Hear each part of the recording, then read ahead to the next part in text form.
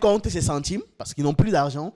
Et au milieu de tout ça, on a Zelensky qui se demande s'il serait encore là pour appuyer sur le bouton ou pas. Au fond, cette histoire de missile n'était qu'un prétexte, un deal suspendu au-dessus de la tête de Zelensky, une sorte d'épée de Damoclès. Si les Américains décident d'envoyer les Tomahawks, ils devraient aussi envoyer leurs experts. Et là, ce n'est plus l'Ukraine contre la Russie, mais Washington contre Moscou en direct. Le truc, c'est que ce scénario-là, ni les États-Unis, ni l'Europe, ni l'OTAN ne peuvent réellement se le permettre.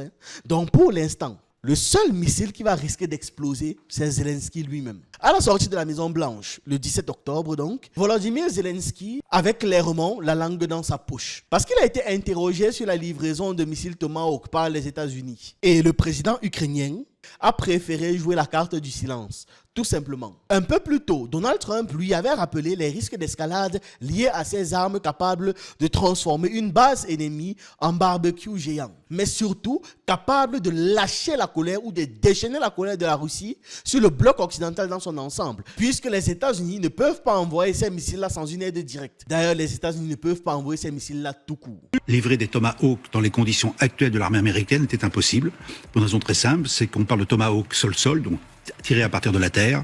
Dans l'armée américaine, c'est en cours de dotation depuis 2024. Il n'y a que 3 batteries, 16 Tomahawk à chaque batterie. On ne voit pas comment, aujourd'hui, l'armée américaine aurait pu se dessaisir de ce matériel militaire. Le Tomahawk n'était pas livrable, c'est une réalité. Donc on a tous marché dans un certain... on est dans un marché de dupes, en fait. Donc le résultat, il est là. C'est qu'en fait, on peut se demander même si Zelensky n'a pas été mis en embuscade. Toute la semaine, ceux qui suivent les médias français, notamment la chaîne LCI, ont pu entendre le même refrain. L'Ukraine va bientôt recevoir les missiles Tomahawk capables de changer le cours de la guerre. Ok. Ces chaînes montraient même des cartes de cibles potentielles en Russie, expliquant que Kiev allait infliger de lourdes pertes à Moscou.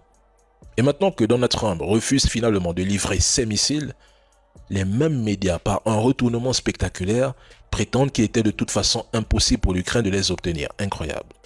Pourtant, quand nous disions cela ici, il y a des semaines, les trolls nous insultaient. Rappelez-vous, quand Donald Trump a fait croire au monde que l'Ukraine devait reprendre ses territoires, qu'il allait lui fournir les moyens de frapper la Russie en profondeur, qu'il était déçu par Poutine et qu'il s'était trompé sur lui, les médias français jubilaient. Ils publiaient des titres du genre « Donald Trump se retourne enfin contre Poutine. Trump a enfin compris la vraie nature de Poutine. » Même le président Macron y est allé de son commentaire, déclarant que Donald Trump s'était réveillé et avait compris que la menace, c'était Poutine.